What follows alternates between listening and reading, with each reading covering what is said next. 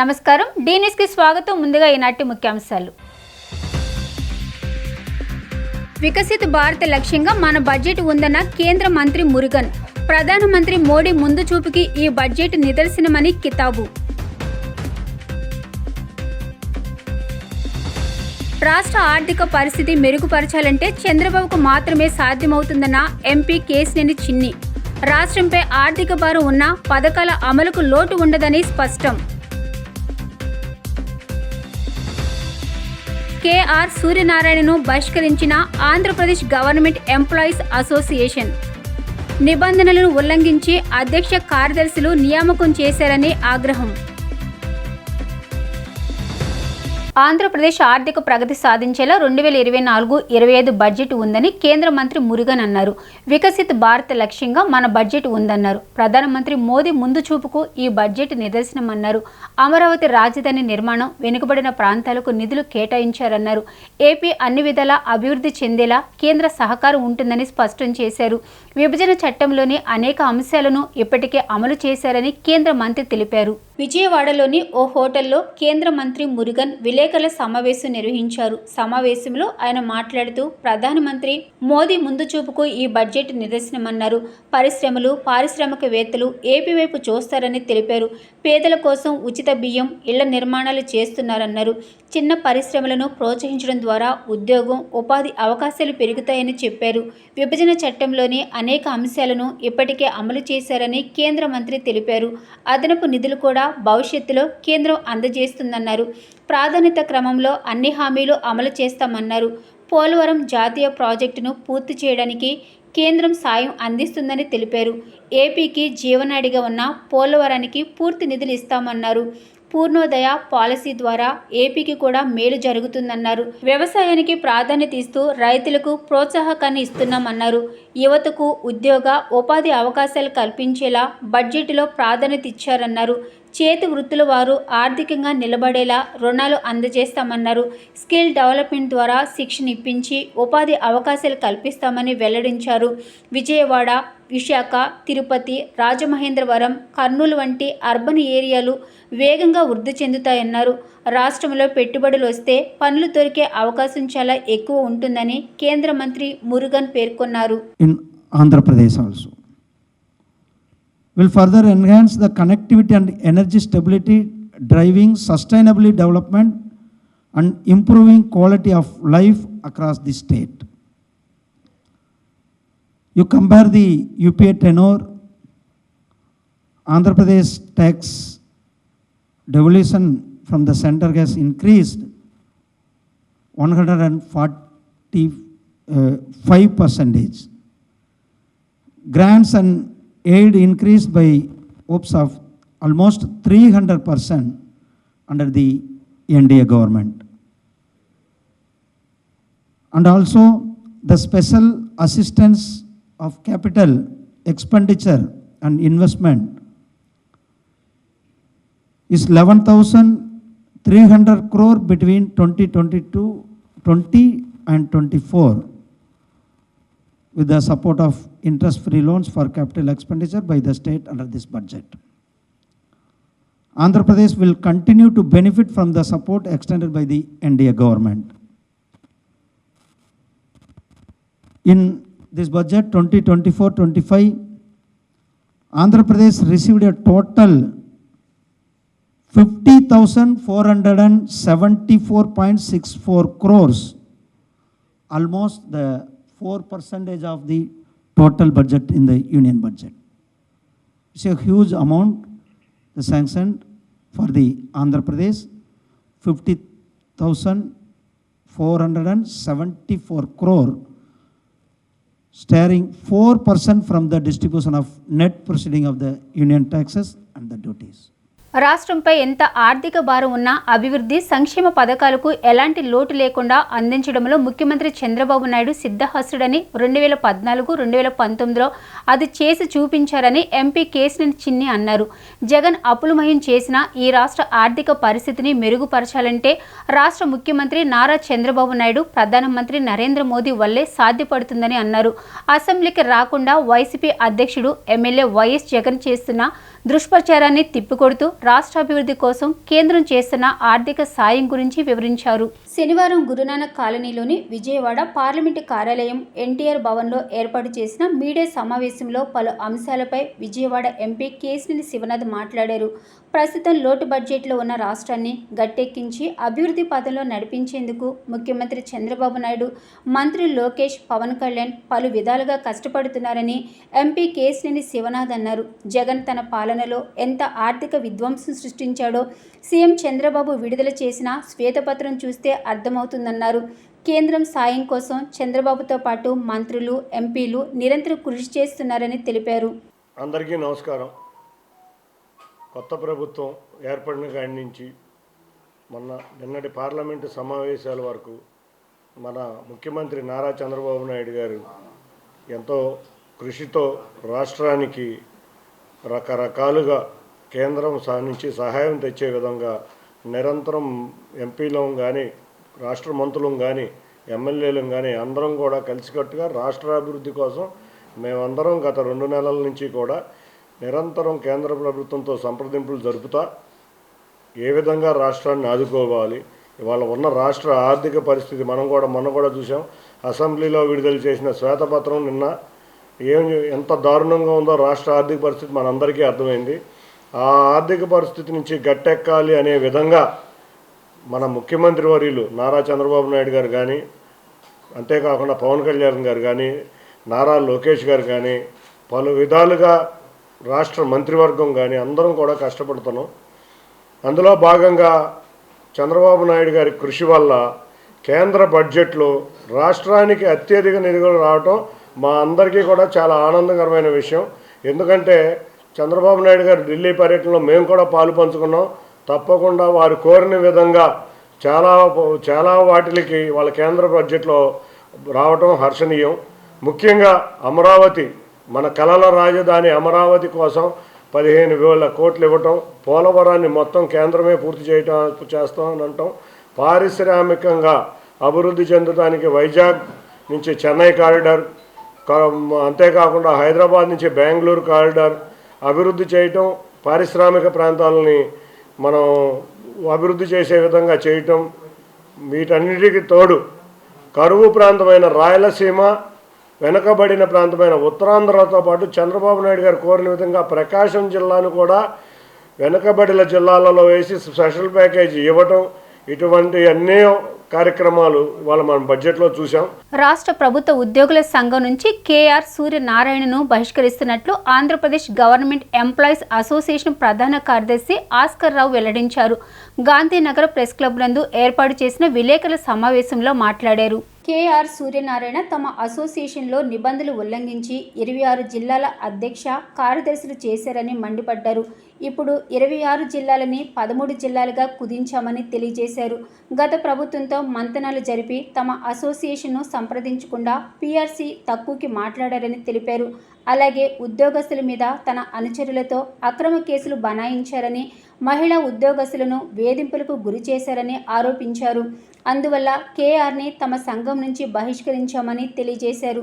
సంఘం కొత్త అధ్యక్షుడిగా డి శ్రీకాంత్ను నియమిస్తున్నామని పేర్కొన్నారు. ప్రింట్ అండ్ ఎలక్ట్రానిక్ మీడియా రిపోర్టర్లకు అందరికీ కూడా ఆంధ్రప్రదేశ్ ప్రభుత్వ ఉద్యోగుల సంఘం పక్షాన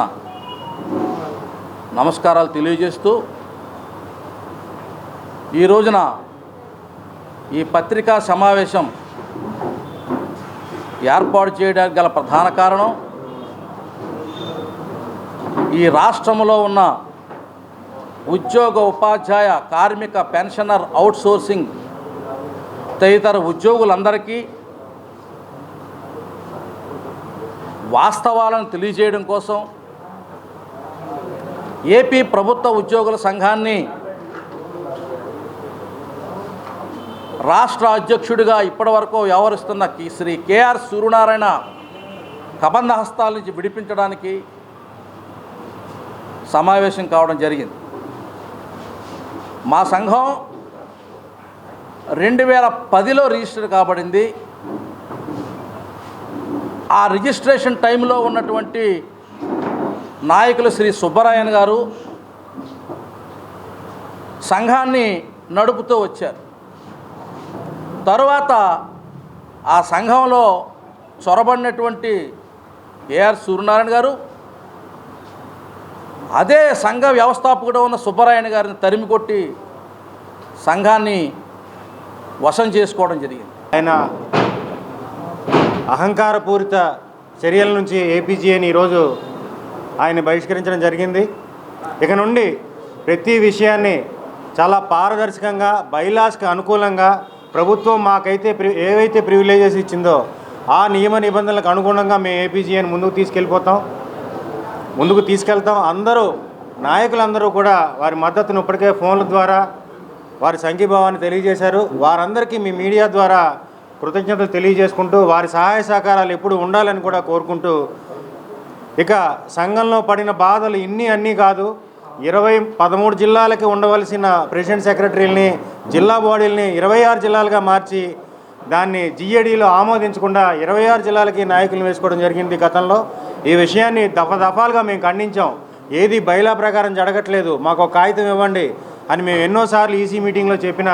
సెంట్రల్ నియోజకవర్గ పరిధిలోని 1వ డివిజన్ గుణదల బుడమేరు బ్రిడ్జి వద్ద ఆర్ఓబి ఆగిపోయిన పనులను పరిశీలించారు సెంట్రల్ నియోజకవర్గ శాసనసభ్యులు బోండా ఉమా. ఈ సందర్భంగా సంబంధిత అధికారులతో కలిసి పరిశీలించారు. అనంతరం బోండా ఉమా మాట్లాడుతూ గుణదల ప్రాంతంలో ఉన్న రైల్వే ఫ్లైఓవర్ బ్రిడ్జ్ 2009లో ఆనాటి కాంగ్రెస్ ప్రభుత్వం పనులు మొదలుపెట్టడం జరిగినదని చెప్పారు.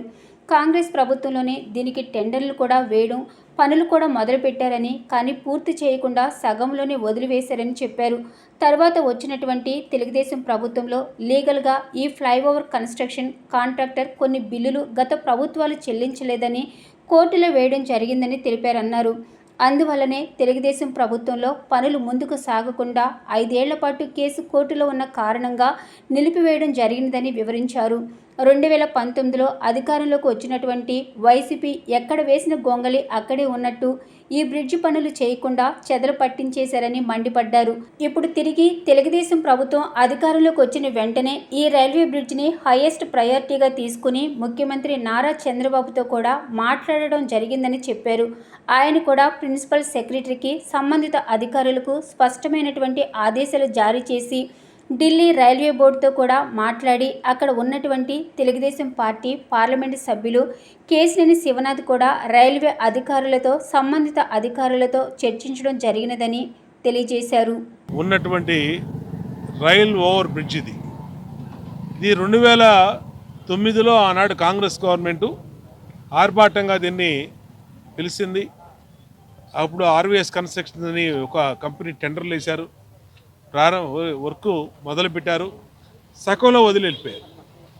ఆ సగంలో వదిలిపోవడమే కాకుండా తర్వాత వచ్చినటువంటి తెలుగుదేశం ప్రభుత్వ హయాంలో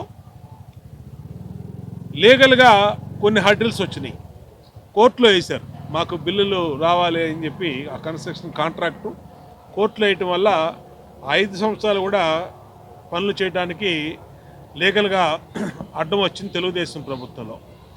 ఇప్పుడు 2019లో అధికారంలోకి వచ్చిన వైసీపీ ఎక్కడ వేసిన గొంగళ్ళ అక్కడేలాగా ఈ బ్రిడ్జిని అట్లాగే చూస్తున్నారు. బ్రిడ్జ్ ఎలా ఉందో అది చెదలబట్టి ఈ నాచు పట్టిన పరిస్థితి, మొక్కలు పెరిగినటువంటి పరిస్థితి.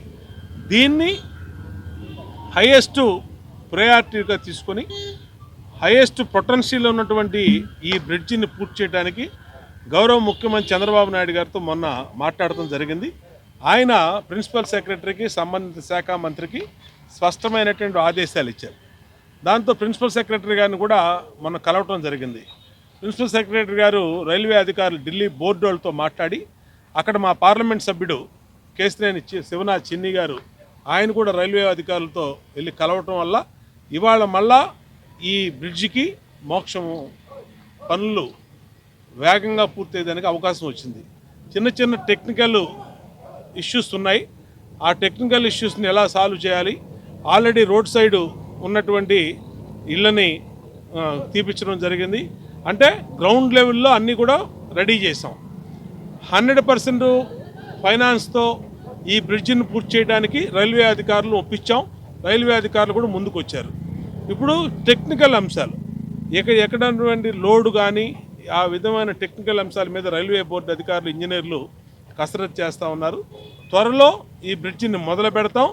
ఎటువంటి పరిస్థితుల్లో మా హయాంలో దీన్ని పూర్తి చేసి మంత్రి గారి చేత కానీ, ముఖ్యమంత్రి గారి చేత కానీ దీన్ని ప్రారంభోత్సవం చేసుకుంటామని కూడా ఈ సందర్భంగా తెలియజేస్తా ఉన్నా. పర్యావరణ పరిరక్షణ, వాతావరణ సమతుల్యతను కాపాడేందుకు మొక్కలు దోహదపడతాయని ఎమ్మెల్యే గద్దె రామ్మోహన్ అన్నారు. పర్యావరణ పరిరక్షణలో ప్రతి ఒక్కరూ భాగస్వాములు కావాలని సూచించారు. భావి భారత పౌరులైన విద్యార్థులకు చిన్న వయసు నుంచే మొక్కలు నాటడం, పర్యావరణ పరిరక్షణ గురించి అవగాహన కల్పిస్తే వారు సమాజాన్ని చైతన్యపరుస్తారని తెలిపారు. ఒక మొక్క నాటితే అది 1000 మందికి ప్రాణం పోస్తుందని అన్నారు. విజయవాడ ఏలూరు రోడ్డు మారుతి నగర్లోని చైతన్య స్కూల్ ఆధ్వర్యంలో మొక్కలు నాటడం, పర్యావరణ పరిరక్షణపై అవగాహన ర్యాలీని నిర్వహించారు. ఈ కార్యక్రమానికి ఎమ్మెల్యే గద్దె రామ్మోహన్ ముఖ్య అతిథిగా విచ్చేశారు. రోడ్డు పక్కన మొక్క నాటి నీళ్లు పోశారు. మొక్కలు నాటడమే కాకుండా వాటిని సంరక్షిస్తామంటూ విద్యార్థులతో ఎమ్మెల్యే ప్రతిజ్ఞ చేయించారు. అనంతరం జెండా ఊపి ర్యాలీని ప్రారంభించారు. మొక్కలు నాటండి, పర్యావరణాన్ని కాపాడండి అంటూ విద్యార్థులు ప్లకార్డులు చేతపట్టి నినాదాలు చేస్తూ ర్యాలీలో పాల్గొన్నారు.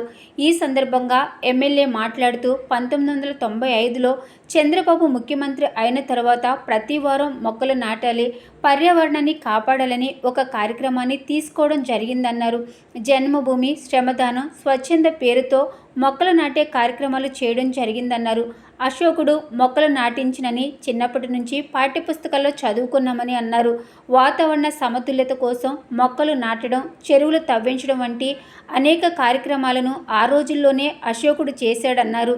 ఒక మంచి పాఠ్యాంశాన్ని ఈ రోజు కూడా చదువుకుంటున్నామని తెలిపారు. గతంలో ఒక ముఖ్యమంత్రి ఈ కార్యక్రమంలో చెట్లు నరికించేయడమే లక్ష్యంగా పెట్టుకున్నారని అన్నారు. చరిత్రలో అశోకుడు మొక్కలు నాటించినని ఉంటే దాని పక్కనే ఒక ఆయన చెట్లు నరికించినని కూడా రాస్తారేమో అని భయమేస్తుందన్నారు. అనంతరం స్కూల్ ప్రిన్సిపల్ సుజన మాట్లాడుతూ గ్రీన్ మిషన్లో భాగంగా మొక్కలు నాటే కార్యక్రమాన్ని చేపట్టడం జరిగిందన్నారు. ప్రతి విద్యార్థి ఒక మొక్క నాటాలని సూచించడం జరిగిందన్నారు. నారా చంద్రబాబు నాయుడు గారు 1995లో ముఖ్యమంత్రి అయిన తర్వాత మాత్రమే ఈ రాష్ట్రంలో చెట్లు నాటాలి, ప్రతి వారం అదొక కార్యక్రమంగా పెట్టుకుని జన్మభూమి పేరుతో కావచ్చు, శ్రమదానంతో పేరుతో కావచ్చు, లేదా స్వచ్ఛాంధ్ర అనే పేరుతో కావచ్చు, కార్యక్రమం ఏదైనా చేపట్టేది మాత్రం మొక్కలు నాటడం. ఈ మధ్యకాలం మనం చాలా దురదృష్టం, ఎప్పుడు కూడా పాఠాల్లో చిన్నప్పటి నుంచి అశోకుడు మొక్కలు నాటిననే మాట ఎప్పుడు రింగులు తిరుగుతూ ఉంటుంది. అంటే ఆయన ఆ రోజుల్లో ఒక వాతావరణ పరిస్థితులు మారటానికి మొక్కలు నాటడం, చెరువులు తవ్వటం అనే కార్యక్రమం పెట్టుకుని ఆ రాజుగారు చేసిన ఒక మంచి కార్యక్రమం ఈరోజు కూడా పాఠ్యాంశాలు చదువుకుంటా ఉన్నాం. ఈ మధ్యకాలం ఒక దురదృష్టకరమైన సంఘటన జరిగింది. గతంలో ఒక ముఖ్యమంత్రి గారు ఆయన ఏ కార్యక్రమం వెళ్ళినా చెట్లు నరకటమే ధ్యేయంగా పెట్టుకున్నాడు. అది చాలా దురదృష్టం. అది చరిత్రలో అశోకుడు మొక్కలు నాటిననే దానికి పక్కన ఒక ఆయన చెట్లు నరికినని కూడా రాస్తారేమో అని భయం వేస్తూ ఉంది. ఏది ఏమైనా కూడా ఇవాళ రాజకీయ విమర్శలు కాకుండా చెట్టు నాటడం, పిల్లల్లో ఒక చైతన్యం కలిగించడం, భావి భారత పౌరులు సమాజంలో రేపటి సమాజంలో ఈ సమాజంలో రేపటి పౌరులు వాళ్ళకి మొక్కలు నాటే విధానంలోనూ మొక్కలు నాటడం వల్ల ప్రయోజనాలు, మరి ఒక మొక్క నాటితే అది 1000 మంది ప్రాణాలు కాపాడుతుందనే కాన్సెప్టు. ఎక్కడా కూడా ఒక మొక్కని నరకాలనే ఆలోచనే రాకూడదు. ఏదైనా నరకాల్సిన పరిస్థితి వస్తే ఒక మొక్కకి విరివిగా మొక్కలు నాటి దానికి కాంపన్సేషన్ చేయాలి. అలాంటి ఉద్దేశం కల్పించడానికి ఈరోజు చైతన్య విద్యా సంస్థల వారు ఈ కార్యక్రమం చేపట్టినందుకు వారికి మనస్ఫూర్తిగా నేను అభినందనలు, కృతజ్ఞతలు కూడా తెలియజేస్తున్నాను. ప్రతి పిల్లల్లో కూడా మొక్కలు నాటాలనే కార్యక్రమం వాళ్ళ మనసులో నాటునే విధంగా ఒక ర్యాలీగా కూడా చేసి పిల్లలు చేస్తున్న ర్యాలీని చూసిన ప్రజలందరూ కూడా వాళ్ళు కూడా చైతన్యం రగలాల, ప్రతి ఒక్కరు కూడా మొక్కలు నాటాలా, మొక్కల్ని పెంచి పోషించాలా, చక్కటి వాతావరణం మన ప్రాంతంలో రావాలని చెప్పే కాన్సెప్ట్ ఈ కార్యక్రమం ఏర్పాటు చేయడం జరిగింది. Smart Living Program is a prestigious program started by the founders and directors to inculcate the life skills and shaping the students for all-rounders for the society. So, for this academic year 2024 and 25, we are making a start with Green India Mission, the plantation program. So, each child need to plant a plant. So by this more plants, if we plant more plants, the environment, we'll get the secured environment for the future generation. And from Sri Chaitanya Maruti Nagar, almost 250 students, they planted a plant and taking the responsibility to grow the plant in a proper way. Thank you. Arya వయసుల ఆరాధ్య దైవం సర్వలోకాలను చల్లగా చూసే శ్రీ వాసవి కన్యక పరమేశ్వరి అమ్మవారికి ఆషాఢంలో సారి సమర్పించుకోవడం తమకెంతో ఆనందం కలిగిస్తుందని urban జిల్లా ఆర్య వయసు మహిళా విభాగం మారం రోజారాణి ఆనందం వ్యక్తం చేశారు. గత 4 సంవత్సరాలుగా వాసవి అమ్మవారికి ఘనంగా సారి సమర్పిస్తున్నట్లు తెలిపారు. శనివారం అర్బన్ ఆర్య వయసు మహిళా విభాగం వాసవి క్లబ్ ఇంటర్నేషనల్ జిల్లా V202A ఆధ్వర్యంలో శ్రీ వాసవి అమ్మవారికి సారి సమర్పించే కార్యక్రమం ఘనంగా జరిగింది. ఈ కార్యక్రమానికి సారథ్యం వహించిన రోజారాణి మాట్లాడుతూ గత 4 సంవత్సరాలుగా వాసవి అమ్మవారికి సారి సమర్పించే కార్యక్రమం నిర్వహిస్తున్నట్లు తెలిపారు. బ్రాహ్మణ వీధిలోని ఎస్ఆర్ ఫంక్షన్ హాల్ నుండి మేళతాళాలతో ఊరేగింపుగా కొత్తగూడలో ఉన్న వాసవి కన్యక పరమేశ్వరి అమ్మవారికి సారి సమర్పించారు. ఈ కార్యక్రమంలో అర్బన్ విజయవాడ ఆర్య వయసు సంఘం అధ్యక్షులు గడ్డం సత్యనారాయణ, వాసవి క్లబ్స్ ఇంటర్నేషనల్ జిల్లా V212A గవర్నర్ KLV సతీష్, మహిళా విభాగం ప్రధాన కార్యదర్శి దేశు రాజ్యలక్ష్మి, కోశాధికారి గర్రె ధనలక్ష్మి, ఆర్య వయసు మహాసభ స్టేట్ సెక్రటరీ VVK నరసింహారావు తదితరులు పాల్గొన్నారు. జై వాసవి. నా పేరు మారం రోజారాణి. విజయవాడ అర్బన్ జిల్లా ఆర్యవైశ్య మహిళా విభాగానికి అధ్యక్షురాలిగా నేను ఈ సంవత్సరం అంటే 2 సంవత్సరాల కాలానికి మేము అధ్యక్షత వ్యవహరిస్తున్నాను.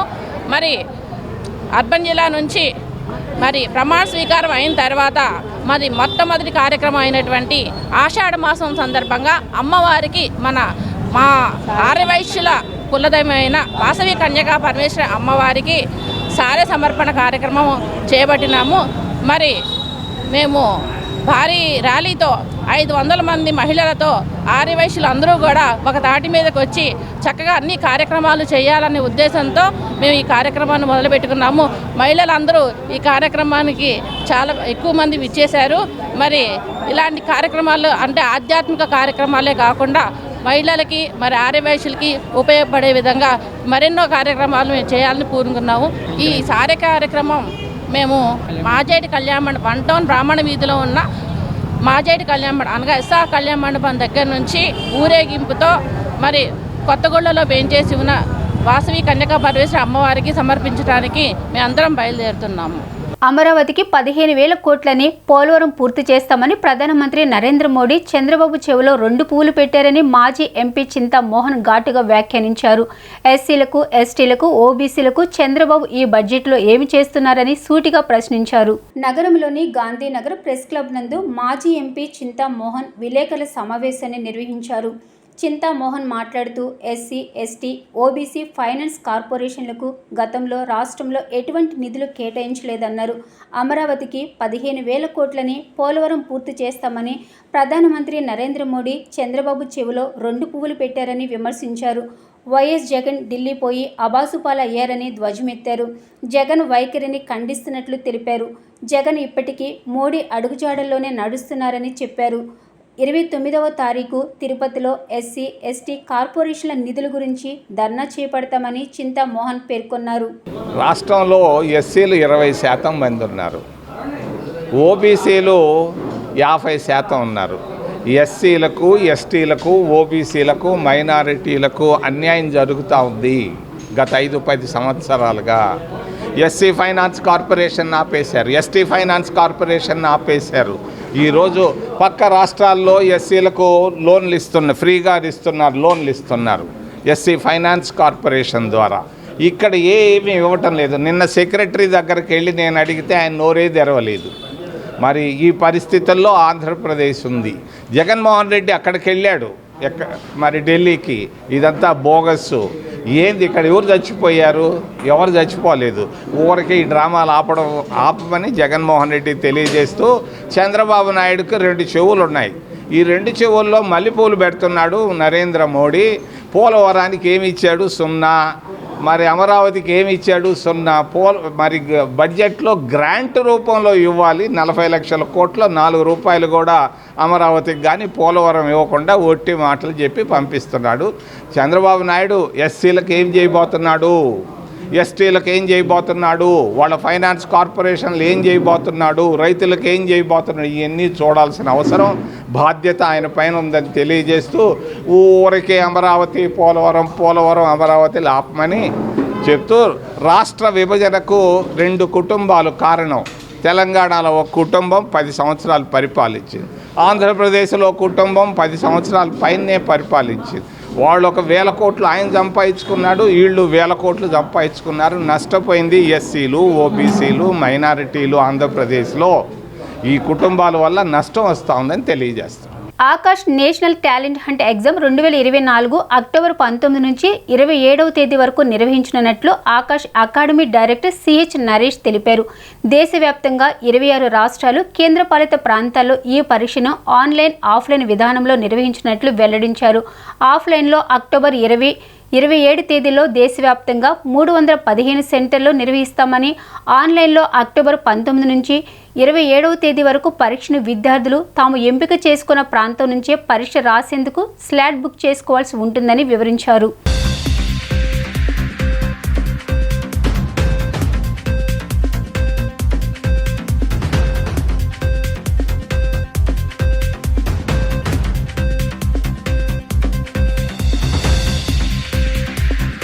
ఈరోజు మనము యాంతే లాంచ్ చేస్తున్నాము. యాంతే అనేది ఒక స్కాలర్షిప్ ఎగ్జామినేషన్. ఇప్పటికి 2010 నుంచి వర్క్ చేస్తున్నాం అన్నమాట. ఇది విక్టరీగా 15th లాంచ్ అవుతుంది.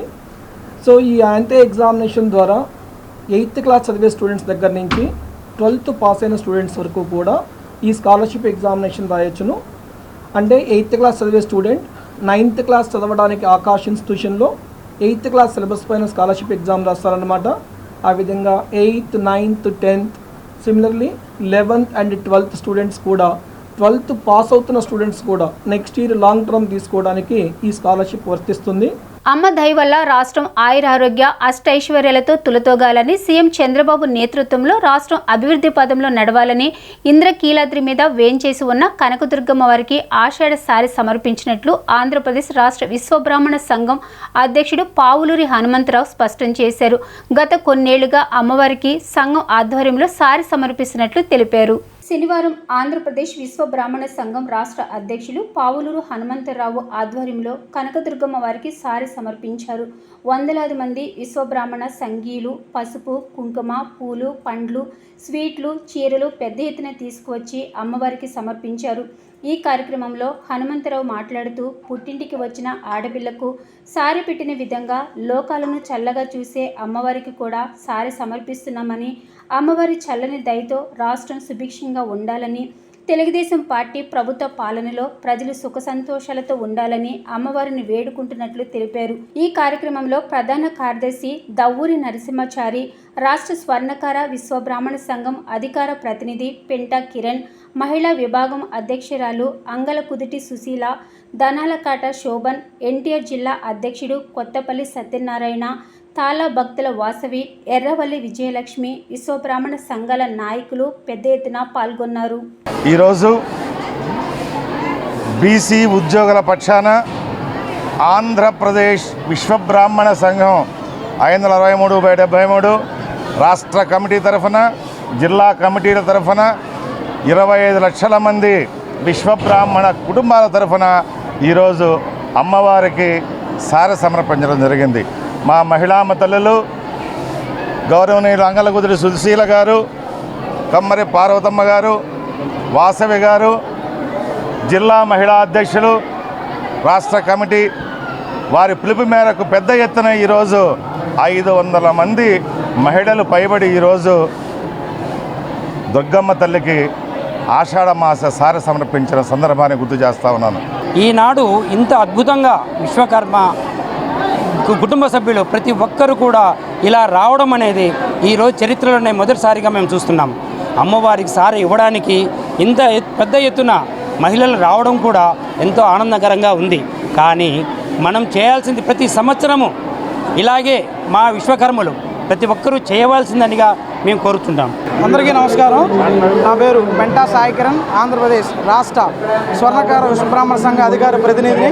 మరి ఈరోజు మరి అమ్మవారి ఆషాఢ మాస సందర్భంగా రాష్ట్రంలో ఉన్న 26 జిల్లాలు 500 మంది పైగా మహిళలు సోదరమణులు వచ్చి ఎంతో ఘనంగా అమ్మవారికి సారి సమర్పించడం జరిగింది.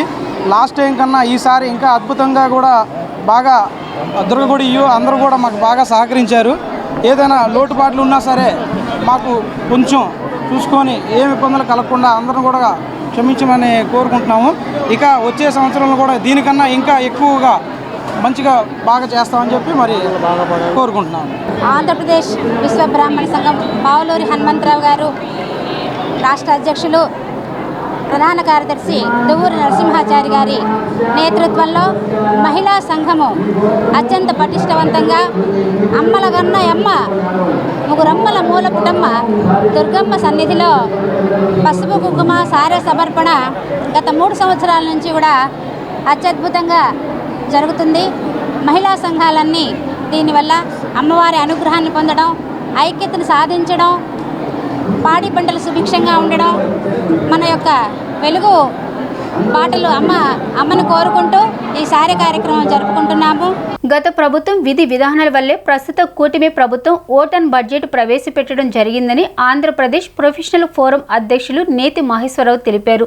సంక్షేమ పథకాల వల్ల రాష్ట్ర ఆర్థిక పరిస్థితి దిగజారడానికి కారణం మాజీ సీఎం జగన్ అని అభివర్ణించారు. ఎప్పటికైనా ఈ ప్రభుత్వం ఆర్థిక పరిస్థితి గురించి అఖిలపక్షంతో సమావేశం జరిపి కార్యాచరణ రూపొందించాలని విజ్ఞప్తి చేశారు. ఆంధ్రప్రదేశ్ ప్రొఫెషనల్ ఫోరం అధ్యక్షులు నేతి మహేశ్వరరావు గాంధీనగర్ ప్రెస్ క్లబ్ నందు విలేకరుల సమావేశం జరిపారు. ఈ సందర్భంగా ఆయన మాట్లాడుతూ ఆంధ్రప్రదేశ్లో పూర్తి బడ్జెట్ పెట్టలేకపోవడానికి కారణం గత ప్రభుత్వమా లేదా కొత్త ప్రభుత్వమా అన్నది రాష్ట్ర ప్రజలు తెలుసుకోవాల్సిన అవసరం ఉందని భావిస్తున్నామన్నారు. ఎన్నికల ముందు ఆంధ్రప్రదేశ్ ప్రొఫెషనల్ ఫోరం చెప్పిందే ఈ ప్రస్తుత ప్రభుత్వం శ్వేతపత్రం రూపంలో చెబుతుందంటే ఆంధ్రప్రదేశ్లో ప్రొఫెషనల్ ఫోరం ఎలాంటి నిర్మాణాత్మక పాత్ర పోషిస్తుందో అన్న సంగతి అర్థమవుతుందన్నారు. గత ఎన్నికల ముందు మేనిఫెస్టో తయారీ అన్ని పార్టీలకు ముందే ప్రెస్ మీట్ పెట్టి మరీ చెప్పాము. రేపు రాబోయే ప్రభుత్వం సంక్షేమ పథకాలు అమలు చేయలేదని చెప్పాము. అదే ఈరోజు కొత్త ప్రభుత్వం శ్వేతపత్రం రూపంలో విడుదల చేసిందన్నారు. ఫోరం చెప్పిన లెక్కలను 2 పార్టీలు పరిగణలోకి తీసుకుని ముందుకెళ్లే పరిస్థితి ఉంటే ఈరోజు అధికారంలోకి వచ్చిన ప్రభుత్వం ఇంత ఉక్కిరిబిక్కిరి అయ్యే పరిస్థితి ఉండేది కాదు కదా అన్నారు. ఇప్పటికైనా రాష్ట్ర పునర్నిర్మాణం కోసం ప్రస్తుత ప్రభుత్వము అఖిల పక్షాలతో అత్యవసర సమావేశం నిర్వహించి సంక్షేమం, అభివృద్ధి సమపాళల్లో తీసుకుని నూతన ఆర్థిక విధానము రూపొందించవలసిందిగా కోరుచున్నామన్నారు. ఓటాన్ బడ్జెట్ పెట్టడం, దాని మీద జగన్మోహన్ రెడ్డి అసెంబ్లీలో మాట్లాడకుండా ఢిల్లీలో మాట్లాడడం, ఈ పరిస్థితులన్నిటికీ కారణం ఎవరు? ఈ ప్రభుత్వమా, గత ప్రభుత్వమా, లేక ఆర్థిక పరిస్థితి? ఈ 3 కూడా ఆంధ్రప్రదేశ్ ప్రజలకు చెప్పాలన్న ఉద్దేశంతో ఈ ప్రెస్ మీట్ పెట్టడం జరిగింది. ఓటాన్ బడ్జెట్ జనరల్గా కొత్త ప్రభుత్వం వచ్చిన తర్వాత పూర్తిస్థాయి బడ్జెట్ పెట్టే పరిస్థితులు ఉంటాయి. ఒక ఆంధ్రప్రదేశ్లో ఇలాంటి పరిస్థితి అంటే ఆల్రెడీ మనం దివాలా తీసాం. ఈ దివాలా తీసామన్నది ఆల్రెడీ నిన్న వాళ్ళు ఇచ్చిన శ్వేతపత్రంలో మెన్షన్ చేస్తూ మన ఆదాయం, మన ఖర్చులకు బాను కోటికి 1,46,000 కోట్ల డెఫిసిట్లో ఉన్నామని మెన్షన్ చేశారు. అంటే ఇంక్లూడింగ్ పెండింగ్ బిల్లులు అన్నీ కలిపి. ఇదే మేము ఎన్నికల ముందు పెట్టాం, ఎన్నికల ముందు చెప్పాం. రాష్ట్ర ఆదాయం, జీతాలు, పెన్షన్లు చెప్పాలంటే పెండింగ్ బిల్లులు కట్టడానికి పోక ₹9 ఆగపోతే ఎలా మీరు చెప్పే హామీలు అమలు చేస్తారని, ప్రస్తుత ప్రభుత్వాన్ని సూపర్ 6 ఎట్లా అమలు చేస్తారు అడిగాం. అలాగే గత ప్రభుత్వాన్ని నవరత్నాలు ఎట్లా అమలు చేస్తారో రాష్ట్ర ప్రజలకు చెప్పి హామీలు ఇవ్వండి అని చెప్పాం. ఆ రోజు 2 ప్రభుత్వాలు, 2 పార్టీలు కూడా జనాలను గొర్రెలు చేయడానికి సిద్ధమై జనాలు మభ్యపెట్టి ఎన్నికలకు వెళ్ళిన పరిస్థితి కనపడతా ఉంది. ఇక్కడ నిన్న శ్వేతపత్రం చూస్తే అప్పుల గురించి మాట్లాడారు, ఈ కార్పొరేట్ డెట్ స్కామ్ గురించి మాట్లాడలేదు. కార్పొరేట్ డెట్స్ తాలూకు అకౌంట్స్ చేయలేదు. ఇప్పటివరకు కార్పొరేట్ డెట్ స్కామ్ గురించి ఎందుకు మాట్లాడలేదని మేము అడుగుతున్నాం. ఎందుకంటే మీరు కూడా కార్పొరేషన్స్ ద్వారా అప్పులు తేవాలి. ఎందుకంటే ఈ స్కామ్ గురించి మాట్లాడితే బ్యాంకులు అప్పులు ఇవ్వవు కాబట్టి దీన్ని స్కిప్ చేశారు కావాలని. ఇది కూడా మనందరం కూడా గమనించాల్సిన అంశం. వార్తలు ముగించే ముందు ముఖ్యాంశాలు మరొకసారి. వికసిత భారత్ లక్ష్యంగా మన బడ్జెట్ ఉందన్న కేంద్ర మంత్రి మురుగన్. ప్రధానమంత్రి మోడీ ముందు చూపుకి ఈ బడ్జెట్ నిదర్శనమని కితాబు. రాష్ట్ర ఆర్థిక పరిస్థితి మెరుగుపరచాలంటే చంద్రబాబుకు మాత్రమే సాధ్యమవుతుందన్న ఎంపీ కేశినేని చిన్ని. రాష్ట్రంపై ఆర్థిక భారం ఉన్న పథకాల అమలుకు లోటు ఉండదని స్పష్టం. కేఆర్ సూర్యనారాయణను బహిష్కరించిన ఆంధ్రప్రదేశ్ గవర్నమెంట్ ఎంప్లాయీస్ అసోసియేషన్. నిబంధనలను ఉల్లంఘించి అధ్యక్ష కార్యదర్శులు నియామకం చేశారని ఆగ్రహం. డీ న్యూస్ ఇంతటితో సమాప్తం. తిరిగి మరో బులెటిన్లో కలుద్దాం. Keep watching D news.